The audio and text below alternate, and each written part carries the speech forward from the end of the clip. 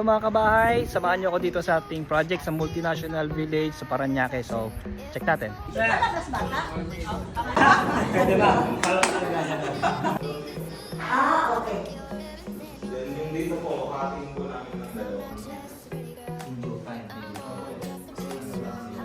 Tripod na hindi sa palalim pa pa.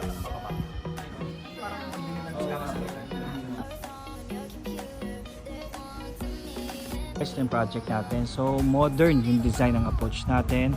So, naki-combination siya ng dark and light colors lang. So, majority ay dark color, no?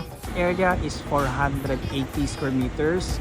And ang lot area niya is yung sa first floor at second floor ay total of 547 square meters. So, medyo malaki siya, guys. And modern yung design ng approach natin. So, tara, check natin. So, vlog lang tayo habang nag-discuss sila yung mga concerns doon. Guys, na status